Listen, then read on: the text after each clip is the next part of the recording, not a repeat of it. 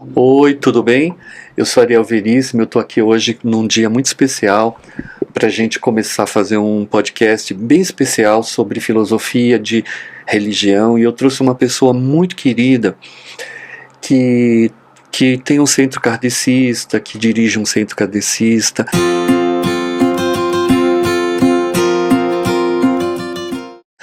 E me parece ser uma pessoa muito interessante, então eu queria que você se apresentasse, Wagner. Bom, meu nome é Wagner Mubakler Tosta e, como o Ariel falou, a principal atividade nesse campo é a gente fazer a coordenação de um pequeno centro espírita, trabalhando um pouquinho nisso. Gosto de espiritismo. E desde quando você se envolveu com a doutrina kardecista? Vou falar assim, eu nasci num lar espírita. Meu pai nasceu num lar espírita, naquele tempo que não existiam centros, se faziam reuniões em casa, né? Então, na casa da minha avó faziam reuniões espíritas. Essa eu não participei, meu pai que participava. Então, vamos falar assim, que eu tive uma abertura muito grande em relação a isso. Minha mãe tem uma formação europeia, católica, mas ela adotou o espiritismo também. Quando com meu pai, ela adotou o espiritismo como religião, mas nunca deixou de entrar numa igreja, de rezar. E eu carrego isso comigo, acho que lugar de oração, qualquer um é bom, né? Então, agora, eu acho assim, que eu encontrei o espiritismo comigo, na verdade, foi próximo dos 15 anos, é uma história meia, assim, curiosa, né? Eu tive que fazer um trabalho escolar, vocês devem se lembrar, que esse trabalhozinho em equipe, e era um trabalho sobre as religiões. Então a gente tinha que escolher no mínimo 6 religiões, cada equipe, e montar um trabalho. Podiam ser as mesmas, mas não importa, tinha que ter no mínimo 6. E nossa equipe, na verdade a garotada toda, tínhamos de 14 para 15 anos, muito amigos, né? A gente começou, tinha que pesquisar, tinha que conversar com gente que entendesse de uma... E eu tinha um amigo que ele morava no Bom Retiro, então lá nós fomos atrás da religião hebraica, né? Então pegamos várias entrevistas com pessoas, até com o rabino, explicando, falando. Aí uma outra menina da nossa equipe, a mãe frequentava uma congregação mariana, então tinha o padre, tinha não sei o quê, fomos lá, conversamos, pesquisamos, e a gente não se ligou em ninguém do espiritismo, nem sei quem votou espiritismo como religião, mas a gente não achou ninguém. A gente achou de Umbanda, uma pessoa de Umbanda, não me lembro na época como surgiu, fomos lá, conversamos com a pessoa. Imagina a conversa, a garotada de 14, 15 anos, que conversa seria essa? Era a coisa mais fútil possível, né, a respeito. E a gente não achava ninguém espírita. E eu, talvez na minha arrogância de filho, naturalmente, não achava que meus pais podiam falar alguma coisa, que meu pai podia falar alguma coisa que fosse relevante para o nosso trabalho. E um dia um dos amigos nossos falou: olha, eu soube que o porteiro do meu prédio, ele é espírita. Aí o pessoal falou: mas veja bem, veja a arrogância e o preconceito da meninada, mas será que ele vai falar alguma coisa que possa interessar para o nosso trabalho, né? Bom, vamos lá, vamos conversar com ele, né? E não sei por que razão, caiu justamente para eu conversar com ele e perguntar uma série de coisas, eu e mais 2 que nós fomos lá conversar, né? E essa pessoa entendia de espiritismo muito, tá? Ela respondeu assim, Tudo. Não tinha uma questão que nós fizéssemos a ele que ele não tenha respondido. Aquilo me fascinou, eu vou ser bem franco. As respostas que ele deu para as nossas perguntas foram assim, as outras eram dogmáticas, eram respostas evasivas, que não eram para a nossa idade, que única religião que respondeu tudo que essa molecada, imagina a molecada com 15 anos, né? Na fase dos hormônios ebulindo, imagina o teor de perguntas que foram feitas. Essa pessoa respondeu todas com fineza, com elegância, não saiu, não desviou do assunto, nenhum assunto, tudo ele respondeu com objetividade para a gente. Foi a melhor de todas as entrevistas que nós tivemos, tá? Tanto é que nós saímos de lá e o pessoal se reuniu e disse, nossa, foi a melhor, de longe foi a melhor. Então o nosso trabalho teve 50% do espiritismo e 50% para mais 5 religiões, entendeu? Mas aquilo me interessou muito, e ele me indicou alguns livros para ler. E, na verdade, ele me indicou a linha do André Luiz, né? E aí dali eu comecei a ler e nunca mais parei, para ser franco. Até hoje, então, né? Até hoje, é um estudo constante. Não, é constante. Quanto mais você estuda, mais você chega à conclusão que você não sabe, né? E você diria, você tinha 14 anos ali. Isso. Você diria que aquilo te trouxe algum tipo de ajuda além da espiritualidade? Assim, te desviou de algum outro caminho ou na verdade só te acrescentou? Eu acho que as duas coisas, né? Primeiro criou talvez um interesse que talvez eu não teria na vida. Sabe quando seus pais fazem uma coisa, você acha que aquilo é completamente natural e não significativo, vamos por assim dizer, né? E de repente eu me interessei por aquilo. Não me interessei porque meu pai falou, orientou, minha mãe falou, orientou. Me interessei porque eu achei fantástico as respostas que ele deu.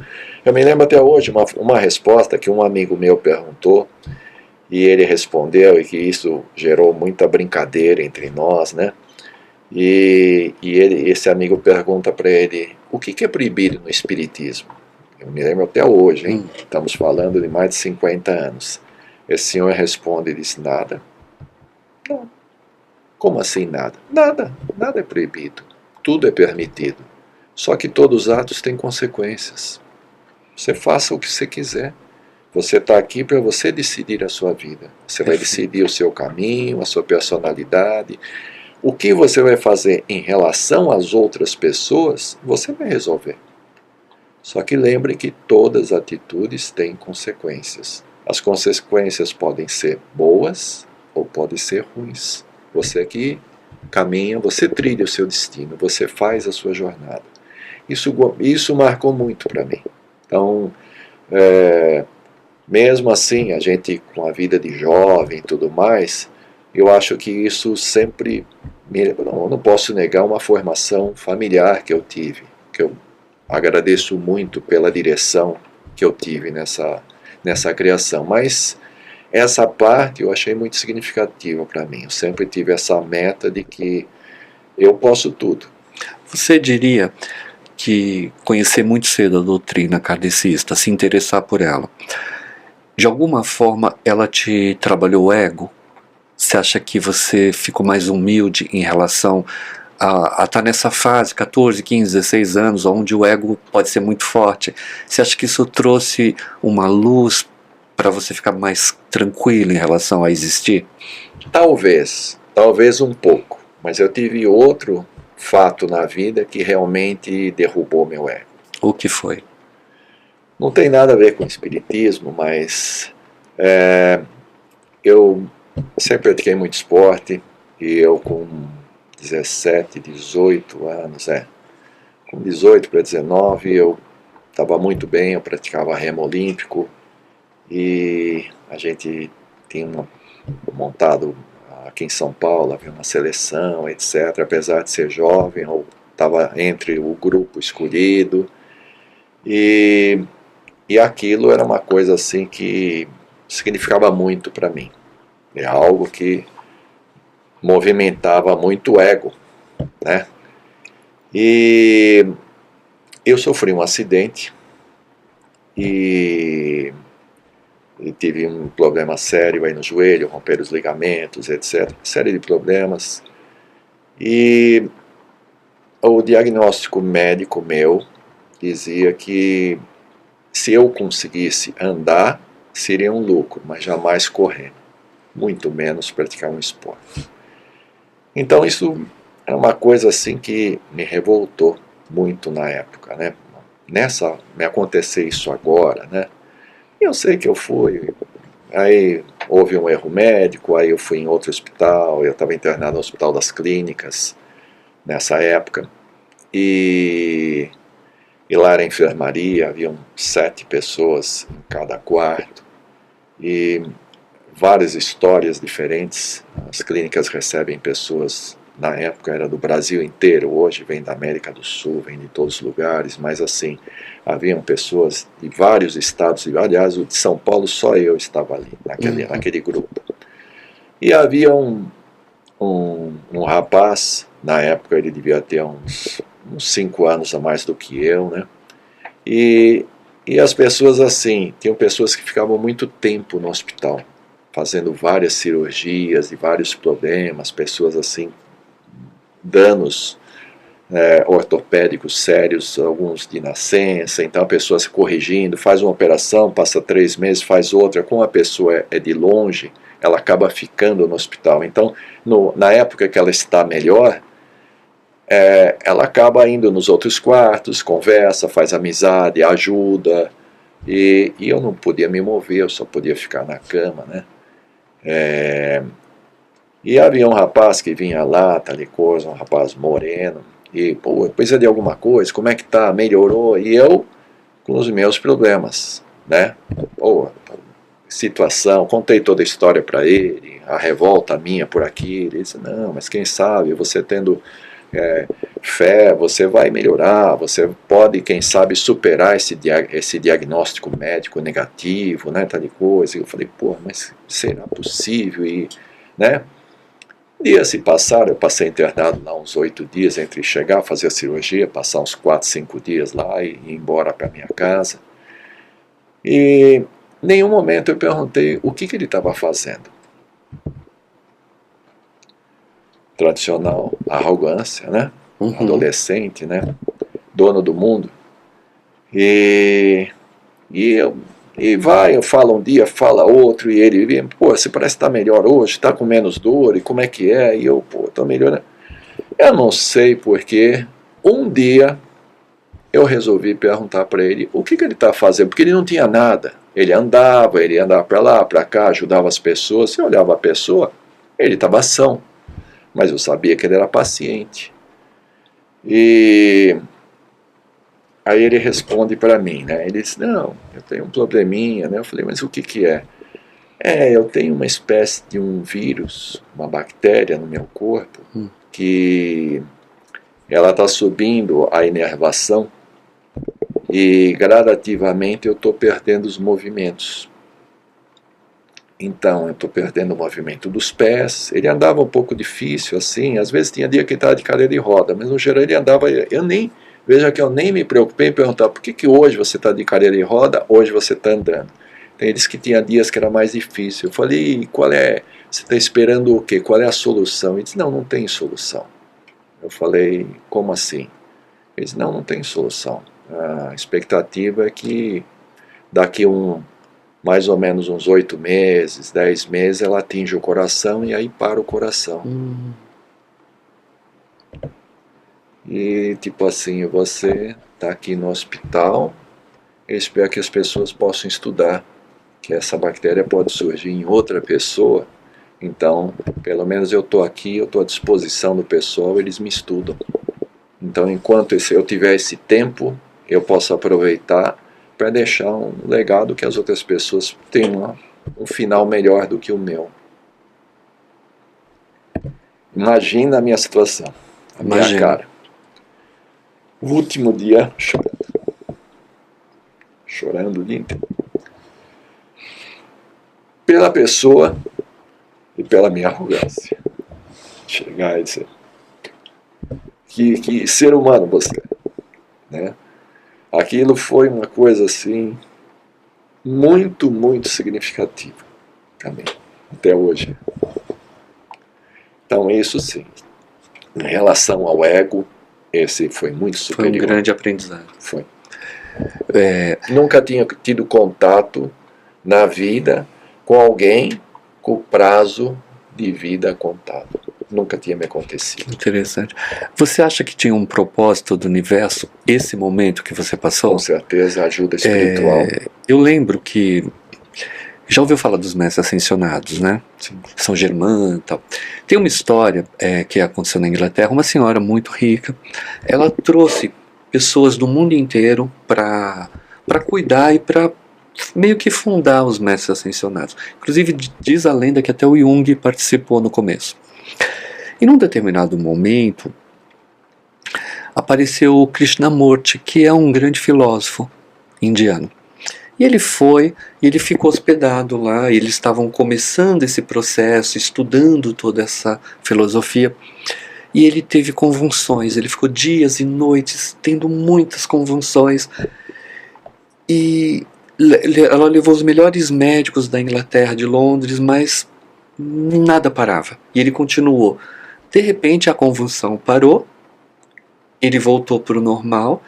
Daí ele decidiu que ele não ficaria com os mestres ascensionados. Não porque não gostava, mas ele tinha outro caminho. Ele voltou e se tornou um grande filósofo da doutrina espiritual de vários segmentos, né?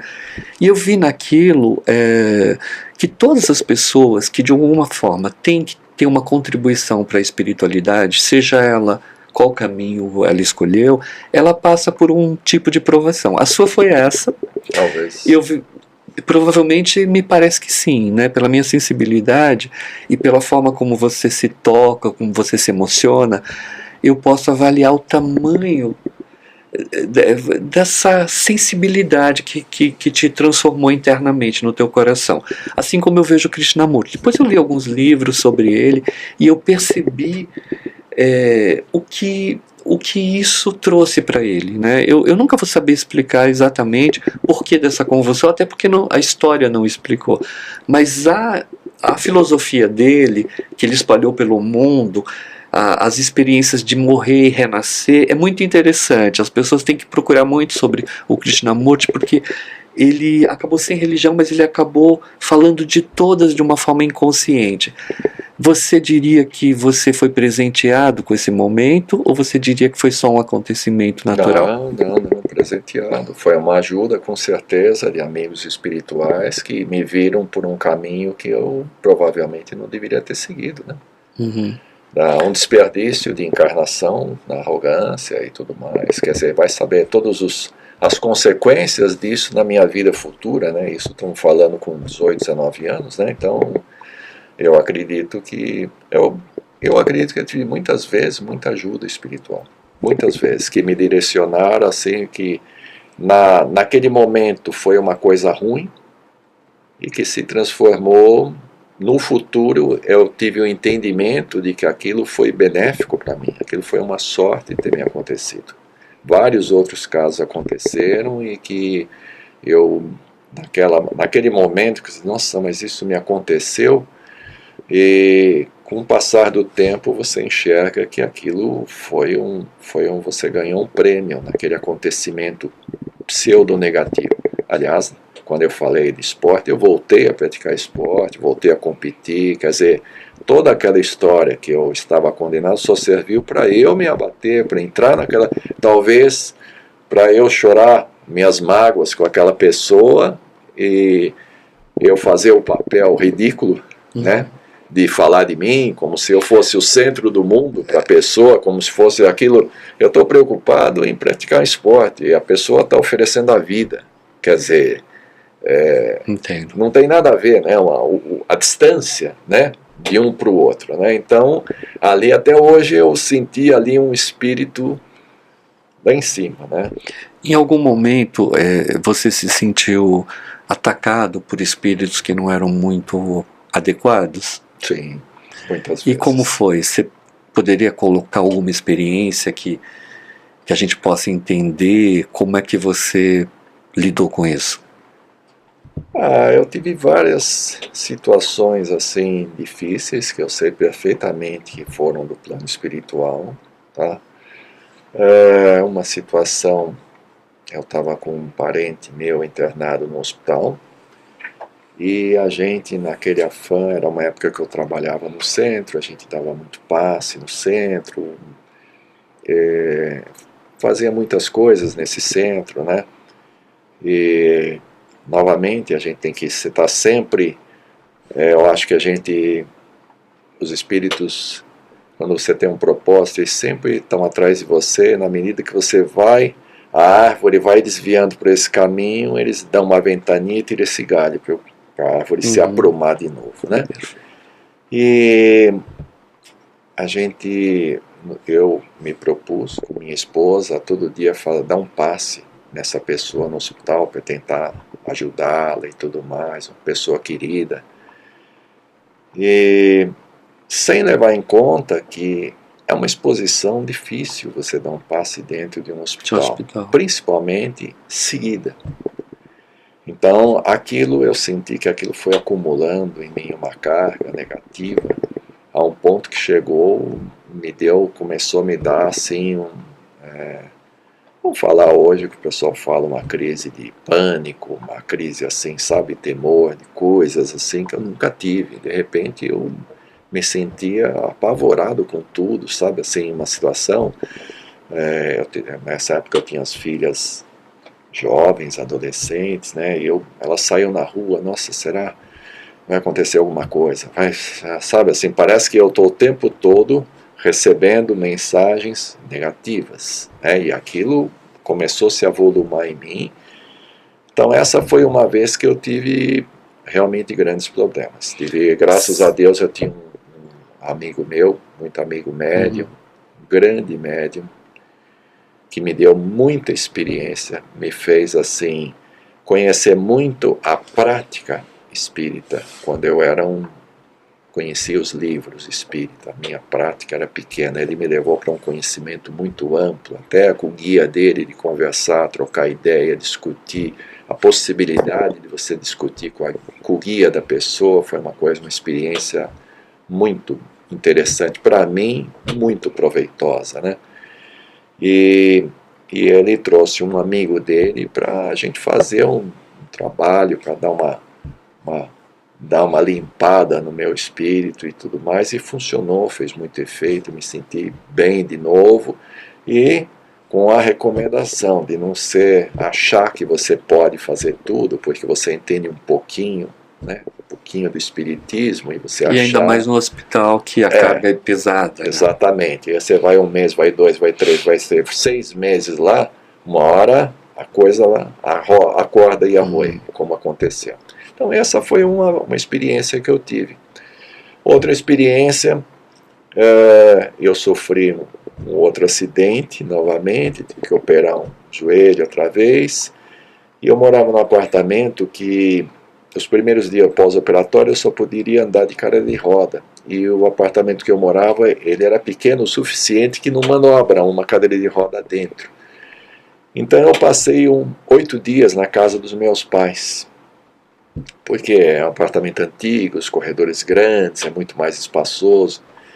E eu operei, passei 3 dias no hospital, uma operação relativamente, não digo fácil, mas assim, indolor, através de medicamentos, mas sem grandes problemas.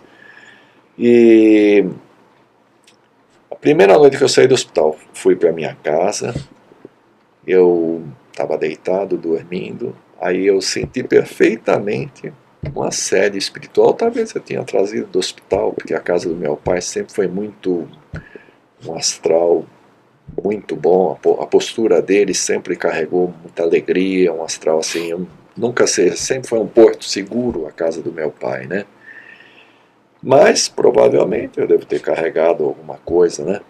E à noite eu dormia, saía do corpo, o pessoal me agarrando, me jogando no lugar, eu caindo, o tempo todo aquela sensação de queda, e eu preciso me concentrar, preciso fazer oração, sabia que estava sendo importunado, né?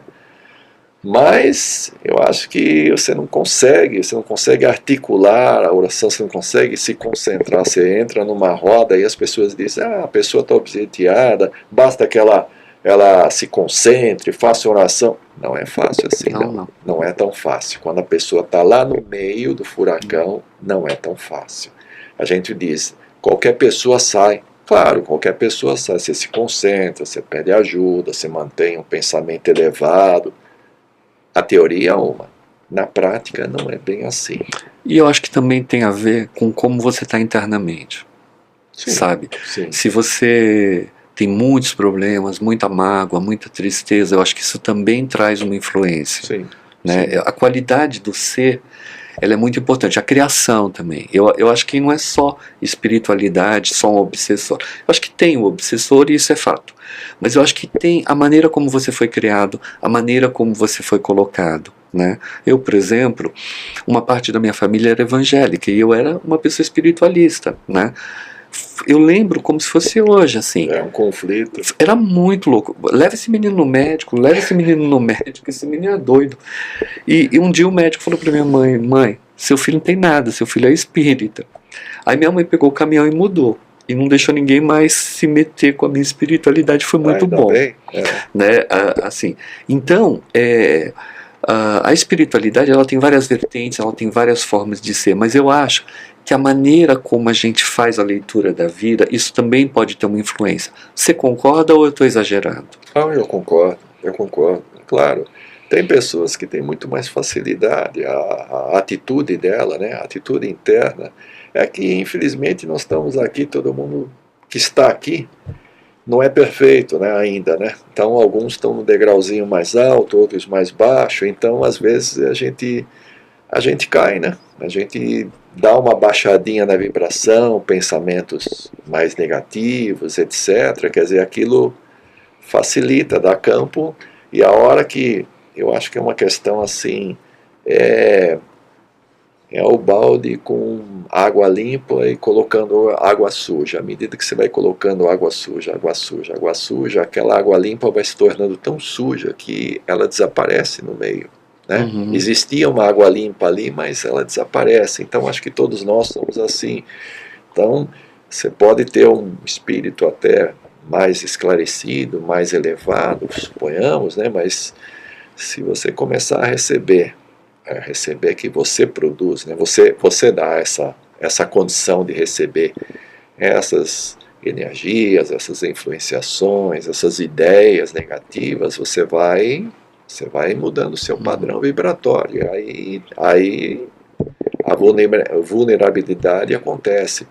E eu acho que acontece principalmente, isso também, acho que aprendi no Espiritismo, os espíritos, de um modo geral, vamos considerar que os espíritos que estão em volta de nós aqui de um modo geral, eles são um pouquinho ainda mais atrasados, né? Os que gostam de viver na Terra ainda são os espíritos mais atrasados, né? Ligados a vício, alguma situação, né? Ligado à parte material da vida ainda, né? Então, à medida que uma pessoa começa a escolher melhorar um pouco seu padrão vibratório, esses espíritos têm ela como alvo. Se a pessoa está naquele padrão vibratório deles, ela não se destaca, ela não aparece para esses espíritos. À medida que ela começa a pensar que ela pode melhorar, eu preciso me concentrar, preciso ter pensamentos corretos, afastar pensamentos negativos, ela começa, talvez, valorizar aquela centelha divina que nós temos, aquela pequena chama que a gente carrega no coração, quer dizer, ela começa a aumentar um pouquinho aquilo que é a nossa meta de todos nós como espíritos, né? Evoluir para a luz. Mas ela se torna visível desses espíritos talvez um pouco mais atrasados, né? Parece que a hora que aparece uma luzinha ali, diz, opa, vamos naquele lá, os outros estão conosco. Basta abrir a guarda que o... Exatamente, né? Esse centro que você tem, que você cuida, como é que ele funciona? Ele é pequeno? É um pequeno centro. Esse centro é um centro que eu saí do centro que eu trabalhavam lá 10, 12 anos, e um grupo estava um pouco insatisfeito já com os rumos que estavam tomando. Havia um mentor no centro, na verdade um coordenador, uma pessoa espetacular, séria, e quando ele desencarnou, outra pessoa assumiu, e no começo seguiu a linha, estava tudo bem. Com os anos passando, as coisas foram se desviando um pouco e algumas pessoas estavam insatisfeitas, né? E chegou um momento, um determinado motivo, começou um sair, outro, você vai sair, então também vou sair. Aí você vai sair, também vou sair. Nisso saiu um grupo. E esse centro era aqui na Zona Leste. Eu não moro aqui, eu moro na Zona Sul, mas acabei caí nesse centro que eu trabalhei aí de paraquedas, porque havia uma pessoa lá e me indicaram. Eu tinha um caso de família que eu queria ajudar, e eu fui lá para conversar com uma pessoa, e essa pessoa disse: não, você tem que trazer ele aqui para falar comigo. Aí essa pessoa veio, começou a falar, as coisas começaram a se desenrolar e convidaram ele para trabalhar no centro. Não eu, ele. E aí, passado o tempo, aí me convidaram também para começar a trabalhar e tudo. Eu comecei a trabalhar. Mas a gente passou lá 10, 12 anos, saímos. Todo o grupo era daqui da região, né? E aí eles começaram: olha, eu subi de um centro em tal lugar, vamos lá, vamos lá. Gente, qual é o dia? Vamos lá. O grupo todo ia lá. Aí, o que você achou? Achei bom, mas o que você achou? Eu, sabe, tem um centro em tal lugar, me falaram. A gente ia no outro. E assim fomos em vários centros, vários. Até que a gente estava já até meio cada um procurando em outros lugares, assim, porque aí um casal jovem que trabalhava conosco no centro foi na rua Cantagalo, onde era esse centro espírita Alvorada Nova. Foram lá, gostaram, senão vocês vão gostar, vamos lá que vocês vão gostar. Reunimos lá novamente, todos vão lá. Aí, logo que eu entrei, vi o primeiro dia de trabalho, eu gostei muito. Eu gostei muito, muito. Há uma pessoa, a coordenadora, e a coordenadora é fantástica, fantástica. O conhecimento dela é uma coisa que seduz qualquer pessoa que quer aprender, sabe? E eu gostei muito. E aí começamos a frequentar. E o interessante é que eu tive esse amigo meu que é médium, ele acabou fundando um centro. E eu fui algumas vezes no centro dele, mas o centro dele ele fundou com outra pessoa amiga dele e foi se desviando um pouquinho assim para Umbanda. E não que eu tenha nada contra, pelo contrário, é uma excelente religião e tudo, sim, mas eu não me sinto assim integrado, cada um tem que se sentir bem, caminho, entendeu? Né? Então ele foi, eu continuei. E outras pessoas acabaram indo com ele para lá, outro foi para cá, e só eu e minha esposa que ficamos nesse centro. E passado um tempo, eu me vi na obrigação de falar com a coordenadora e dizer: olha, eu estou à disposição, se precisar de alguma coisa para trabalhar, eu vendo livro na biblioteca, tinha uma pequena biblioteca, eu dizia: olha, a hora que você precisar, faltar alguém para ficar na portaria aí, para acompanhar as pessoas que entram, ou levar para você, qualquer coisa, que a gente tinha sempre uma, duas pessoas na portaria, né? Que vem uma pessoa na porta, o que é isso aí, como é que é a sessão, então você fazia aquele primeiro atendimento. Falei: eu estou aqui à disposição, o que você quiser fazer, qualquer trabalho para mim, eu estou à disposição, porque num centro todas as pessoas são importantes, né? Não existe... quem entende um pouquinho o espiritismo sabe que cada um vai executar a sua função e todas são extremamente importantes para o conjunto da obra, né? E apesar de eu ter um cargo no outro centro mais significativo, etc., coordenação, didática do centro, dava aulas, etc. Mas ali ninguém me conhece, eu tenho que, penso eu, que entrar no chão, né? Que Sim. é o óbvio, né? E passou. Aí passado um mês, tal de coisa, ela me chama e pergunta, o que você fazia exatamente no outro centro? Falei para ela, né? Fazia palestra, às vezes fazia orientação das pessoas, às vezes dava passes, aí eu fiz um pequeno curso fiz um apanhado de outros cursos espíritas apenas para ministrar lá, não que eu tenha feito o curso, longe disso, mas eu fiz um apanhado, peguei a apostila de um outro centro que eu conhecia, levei, começamos a ministrar umas aulinhas, começamos a ampliar um grupo de pessoas que tinham simpatia pelo espiritismo, mas não entendiam bem a filosofia, e às vezes na sessão não dá para a pessoa entender muito, quando é uma aula aberta, que a pessoa tem a liberdade de perguntar, de expor suas dúvidas, seus problemas e tudo mais, a coisa é melhor, né? E foi muito bem. Mas eu falei para ela, isso eu fazia lá, aqui eu disse, então, vamos fazer o seguinte, você não quer fazer palestra? Se você quiser, mas se quiser eu faço você me dá um tema que você queira, eu venho aqui e exponho para você ver se eu estou no nível das suas pessoas aqui, se eu sou aprovado, porque eu acho que não me conhece, eu acho que é o lógico, né? Não posso chegar lá e dizer, porque eu fazia lá, né? Quer dizer, não...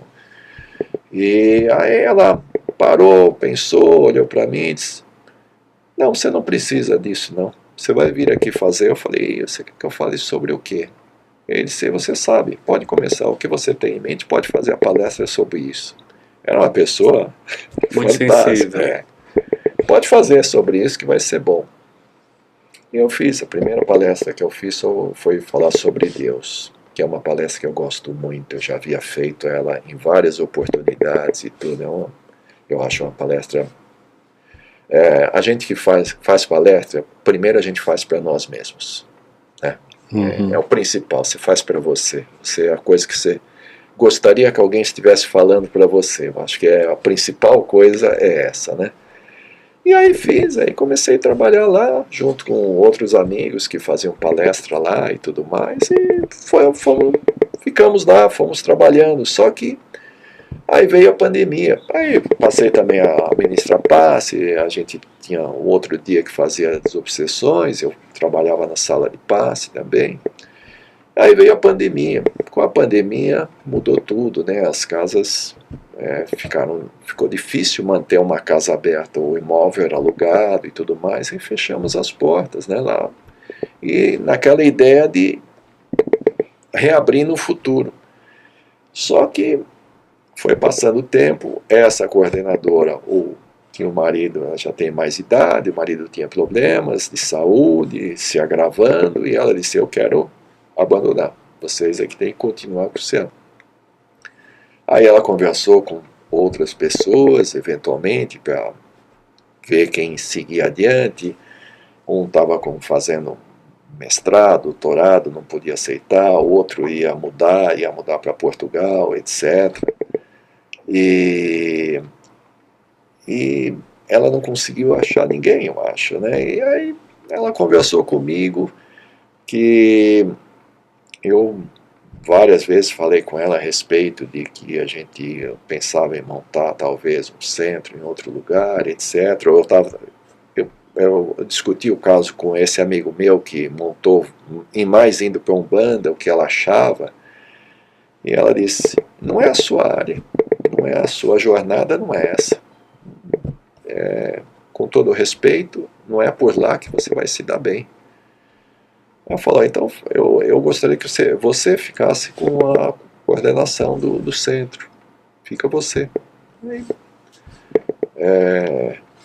a parte legal, entramos lá na parte legal, que tinha que ter um presidente do centro, etc. Aí eu acabei entrando nisso, só que a gente era só para pro forma, porque não existia o centro físico novamente. E aí acabou que surgiu uma possibilidade. E hoje a gente usa uma sala que é cedida para nós, uma vez por semana, para a gente recomeçar. E a gente começou as atividades Que outra lindo. vez e começamos de novo a trabalhar. É restrito, poucas pessoas. E o grupo tem o nome? É o mesmo centro, o Centro Espírita Alvorada Nova, CEAM. A gente carrega o mesmo. Inclusive com uma questão, há pessoas que estão nesse centro há 20 anos, né? Então carregam, que são da fundação do centro. Que esse centro também era originário de um grupo que saiu de um outro centro e montou esse pequeno centro, entendeu? Só que hoje nós somos pequenos, um pequeno centro, reunimos às segundas-feiras, sempre às 19h30, e aqui próximo ao metrô Carrão, ali acho que é Tatuapé ainda, ou Vila Gomes, não sei, e Rua Vargem Grande 49, e a gente faz o nosso trabalho. Às vezes não tem muitas pessoas, mas a gente sabe que o plano espiritual está conosco. Me diz uma coisa, você vai contando a sua história, eu acho interessante, estou gostando muito, mas lá desde os 14 anos, é interessante como as coisas vêm até você, né? Você acha que o Espiritismo, ele te escolheu de alguma forma, ou isso é um exagero da minha parte? Porque você vai contando as histórias, né? Que nem agora você foi ficando nos lugares por alguma. Porque o fulano, porque o Beltrano, porque o Cicrano, e aí as coisas vão acontecendo para você. Né? Eu não sei se cabe a pergunta, mas qual o propósito que a espiritualidade tem contigo e qual o seu propósito com a espiritualidade? Eu digo isso porque eu sempre olho para a vida e pergunto qual o propósito que ela tem comigo e qual que eu tenho com ela. Eu acho que esse é um momento que a Terra está passando por tanta mudança, tanta transformação, que eu acho que cabe se questionar o tempo inteiro. Com certeza, né? Com certeza. E como é que você se vê assim, Wagner? Eu acho que a gente falar em espiritualidade, espera da gente, seria uma presunção da minha parte, de achar que eu seja significativo para a espiritualidade. Agora, eu vejo como, da minha parte, de que eu acho que sempre fui muito agraciado na vida. Então mas, eu tenho gratidão. Assim, quando você diz, eu acho que é uma pretensão minha achar que a espiritualidade tem algum propósito comigo, será que não é o contrário? Será que a gente não está não percebendo que a gente é acolhido pela espiritualidade, não no sentido de ego, não nesse sentido, mas até no sentido porque a nossa alma está aberta para isso, e isso é só um questionamento, não é uma crítica nem... Eu acho que pode ser, eu acho que talvez a nossa forma de pensar e tudo mais acaba talvez sendo um pouco diferente do que a maioria, e a espiritualidade veja alguma possibilidade ali de pegar um elemento que tenha um pouquinho mais de boa vontade e tudo mais para trabalhar. Então eu viria dessa maneira, né? Agora para mim, o meu objetivo, eu acho assim, eu sei claramente que eu fui ajudado em muitas oportunidades. Sim. Eu sei o que o Espiritismo significa para mim, o que ele moldou meu caráter, minha personalidade. Tá? Sim. Então eu acho que isso a gente deve retribuir de alguma forma. Tá? Então eu acho que um pouquinho que a gente possa fazer, entendeu? Eu sempre peço aos espíritos que eu seja útil de alguma forma. Mas não é mágico essa ligação com o espiritismo, o envolvimento que isso acontece? Eu vejo muito como uma magia, né? Porque as pessoas que se envolvem com o espiritismo, tem uns que se envolvem com o budismo, outros com outras filosofias, porque tem um aprendizado ali, né? Mas a sua história, ela me parece muito fascinante, do ponto de vista, quando você coloca toda a sua história, né? Você tinha paz de pensamento espírita, mas você foi aprender em outro lugar, né? Sim. Então, eu Fui disse ser isso até de uma convencido. forma leve, que a espiritualidade te cercando, assim, para sempre você estar ali servindo, acolhendo, trocando, aprendendo, sendo grato, né? Porque a espiritualidade, ela é uma coisa que eu acho que ainda está muito além da nossa compreensão, Com certeza. né? Então, esses meus questionamentos é sempre para entender a experiência, a sensação das pessoas. Eu gosto muito de trabalhar com a sensação, né? Ninguém precisou falar para mim que o Kardec era uma pessoa sensacional. Ninguém precisou falar para mim que o Buda era legal. Você reconheceu. É muito fácil, Sim. né? Quando você escuta uma situação legal, quando você vê pessoas que vieram para você com uma história, e eu olho nos olhos das pessoas e eu vejo essa verdade, para mim isso é tão fascinante, porque eu sinto que a gente começou agora a entender o que é a existência, né? Estamos muito além de compreender, porque a gente vai precisar evoluir muito para entender o que vem aí, e não é pouco. O Chico Xavier me ensinou muita coisa, né?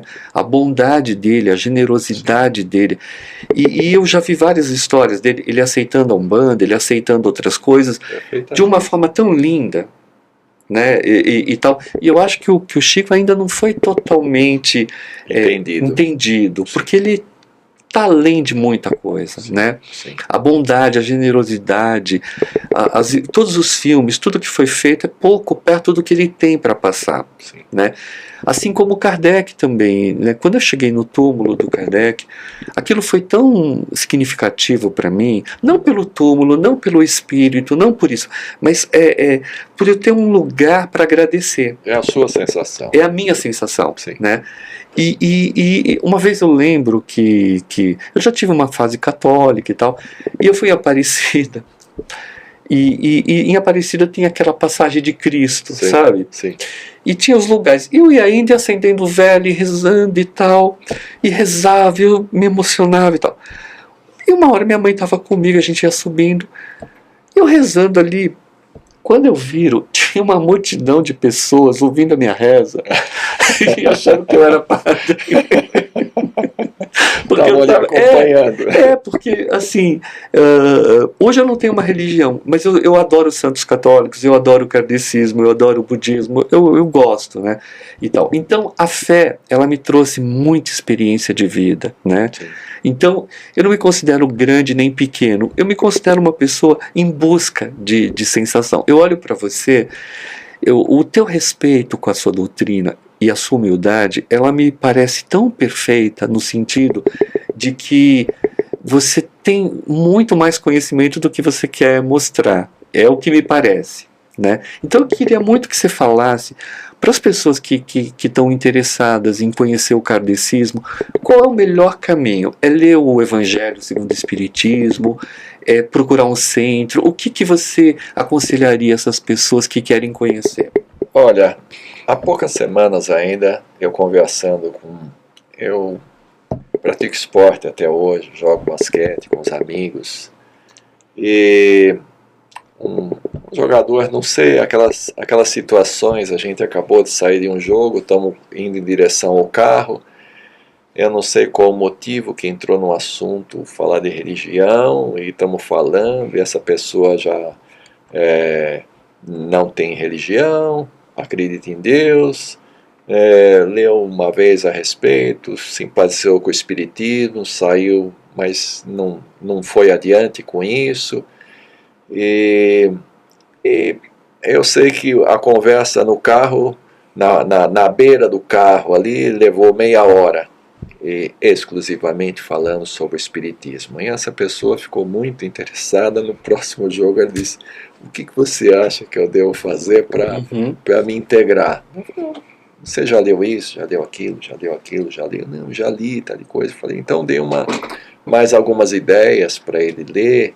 Eu falei, você lê, à medida que você vai lendo, você me liga, manda no WhatsApp, a gente vai trocando ideia, vai conversando a respeito, etc. Né? Então, eu acho assim, às vezes, os livros do Kardec, apesar do Evangelho, ou segundo o Espiritismo, ser um livro, vamos falar assim, filosófico, na verdade doutrinário, né? Assim, mais sobre caráter, sobre atitude de vida, né? O livro dos Espíritos, eu acho que as perguntas e respostas são muito objetivas, muito esclarecedor, mas às vezes é um pouco pesado, talvez um pouco cansativo para uma pessoa que nunca leu ele nem nada. Então, eu sempre recomendo os livros do André Luiz. Ok. Começar com Nosso Lar, a sequência são 16, 17 Mensageiros, livros. vai. Isso. Pega, vai numa livraria, vê qual é o seguinte, a sequência. Porque, apesar Boa de, dica não vamos essa. dizer, Boa dica. não é romanceado aquilo. O André Luiz, vamos falar a verdade, ele é um repórter do plano espiritual. Veio Perfeito. trazer para a gente a experiência dele, que eu acho fantástica, né? A maneira com que ele fala, a maneira como ele conta, como ele se choca com as realidades do plano espiritual, né? Como ele começa a entender a vida dele aqui, né? O significado dos fatos na vida dele aqui na Terra, quando ele começa a ver por uma ótica espírita, muda completamente a visão dele do mundo, né? Então, eu acho assim, é uma leitura, não vou dizer que é leve, porque o começo do Nosso Lar, no umbral, é um pouco assim, mas, no geral, logo passa, parece que a luz se abre, e aí começa ele galgar os degraus do conhecimento, né? E cada vez mais a luz se abre diante dele, né? As emoções, aqueles sentimentos de ir para uma pessoa e a pessoa está lá no sofrimento, de repente a pessoa não consegue ver o espírito da mãe que está do lado dele porque a vibração não... E aí ele vai lá, consegue trabalhar, dar um passe, a pessoa vê a mãe, muda tudo, o espírito sai daquele sofrimento, vai para um caminho de trabalho outra vez, né?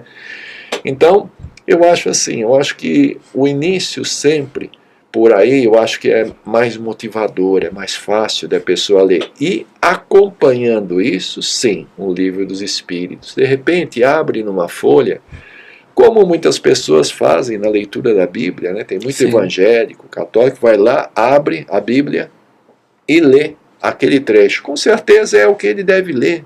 É a orientação, os espíritos estão aí o tempo todo nos ajudando, com certeza um anjo da guarda dele, um mentor espiritual, fez cair aquela folha que vai fazer bem. A mesma coisa para a gente é abrir o Livro dos Espíritos, abra, ou o Evangelho segundo o Espiritismo, mas o Livro dos Espíritos é muito pergunta e resposta, né? Ele é objetivo.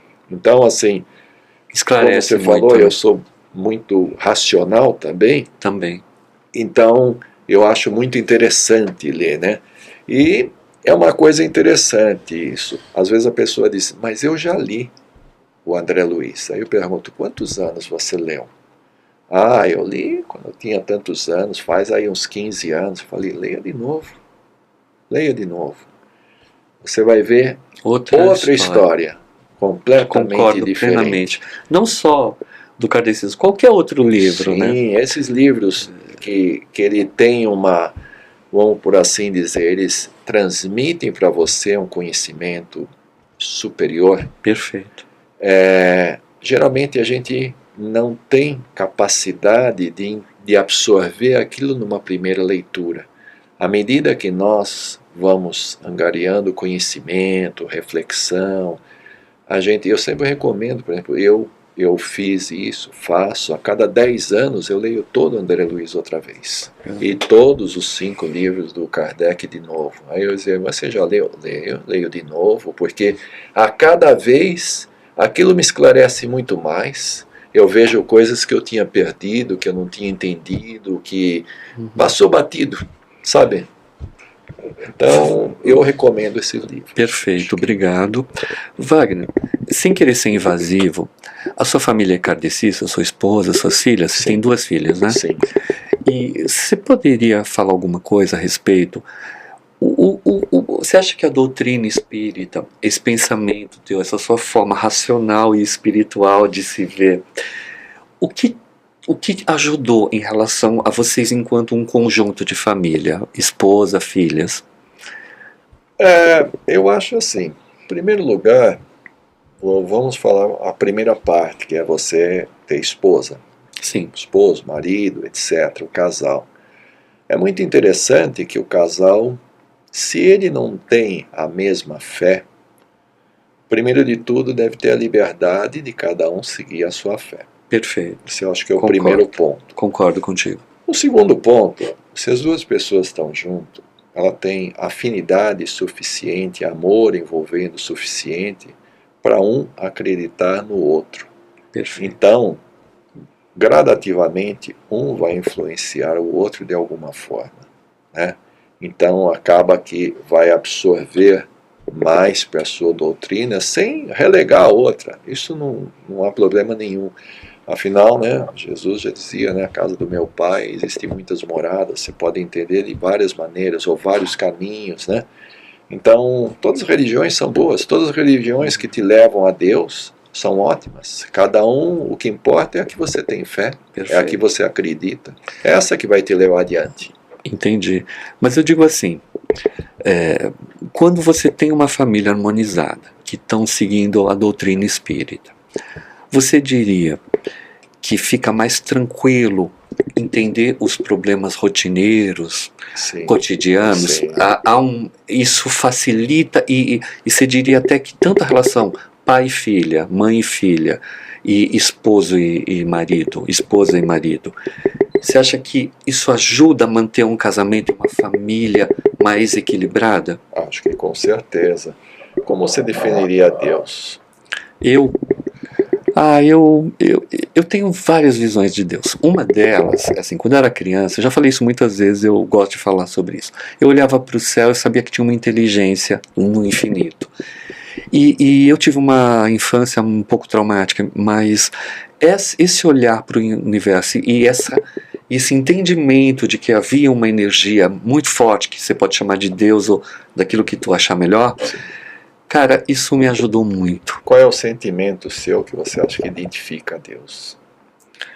A minha sensibilidade, ou sentir uma proteção em algum momento, ou sentir que eu posso ser útil em outro momento. Essas duas coisas.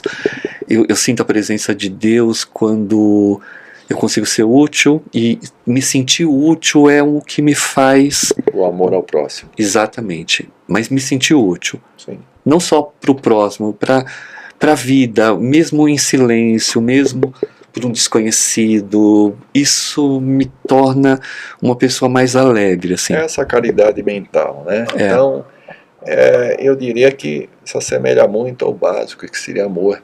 Sim. Né? Deus é amor, né? O que a gente pode traduzir melhor como amor? Deus é claro, amor, concordo. vamos falar, inteligência primária, maior inteligência do universo, etc. Mas a gente entende como amor. Esse mistério chamado Deus é maravilhoso. É muito maravilhoso. amplo, né? Então eu acho que assim, se você consegue incutir a ideia de Deus dentro da sua família, em relação aos seus filhos, você tem grande chance de que tudo dê certo. Perfeito. Porque você está incutindo o quê? O amor. Muito bem. Perfeito. Então, eu acho que começa por aí, né? Uhum. Todos nós estamos aqui para cumprirmos nossas provas, nossas jornadas, nossas missões, os espíritos de luz. Mas 99,999% está aqui porque precisa ainda aparar evoluir. Então, perfeito. Nós somos todos espíritos. Nesse momento, eu tenho uma esposa e tenho 2 filhas. Mas são espíritos que podem ser mais velhos do que eu, mais elevados do que eu. Tá? Então, assim, eu acho que a principal ideia é a gente ter esse respeito pela individualidade da pessoa. Né? Independente. Claro que nós vivemos em sociedade, então você tem a obrigação, como pai e mãe, de dar uma direção para que essas pessoas se enquadrem dentro da sociedade, das regras da sociedade, naturalmente. Mas sabendo que ali há um diamante bruto, né? Há um germe que vai ser trabalhado, que pode ser que ele seja muito superior a você. Né? Então você tem que, eu acho assim, não podar, você tem que ir direcionando, tentando tirar os caminhos mais errados, talvez, os caminhos, para que a pessoa vá indo e se achando no seu próprio caminho. Então, eu acho que assim, eu vejo que a fé que eu tenho espírita, eu acho assim, o espiritismo me respondeu muitas perguntas, muitas questões, né? Ele me abriu o caminho para muitas ideias e tudo mais. E o espiritismo, ele não é dogmático. O próprio Kardec diz, né? Ele é dinâmico. De acordo com o conhecimento da civilização, ele vai se adaptando, e é verdade, né? Não se pode dizer uma coisa que você vai entender daqui 50 anos. Não adianta dizer isso. Então você diz ela de uma maneira meia mesclada, assim, mas se você olhar, por exemplo, a obra de Kardec, a orientação do Livro dos Espíritos, a Gênese, você vai entender muita coisa que acontece hoje, quando se fala em DNA, de probabilidade de doenças, etc., que está lá no Kardec. Há muito tempo. 100 anos atrás ele já falava, só você querer entender, ter a visão de entender, está lá. Então, assim, eu acho que... Um amigo meu, que é ateu, eu dei esse livro para ele de presente, e ele olhou e falou, é física quântica. É física quântica. É isso aí. Wagner, quero te agradecer, foi uma honra ter você aqui, aprendi bastante com você. Nós todos. O que você falou de família eu acho fantástico, quanto mais as famílias melhorarem, as pessoas melhorarem, e quanto mais a doutrina kardecista continuar fazendo esse trabalho belíssimo que ela faz de unir as pessoas, é maravilhoso. Estou muito honrado aqui com a sua presença, tá? Quero agradecer todo mundo. Aqui é o Janela do Cotidiano, e hoje eu trouxe o Wagner para falar de kardecismo. Foi uma honra conhecê-lo, eu não o conhecia, e tem uns olhos azuis muito bonitos e uma força espiritual belíssima, e agradeço a todos. Muito obrigado. Obrigado. Muito obrigado.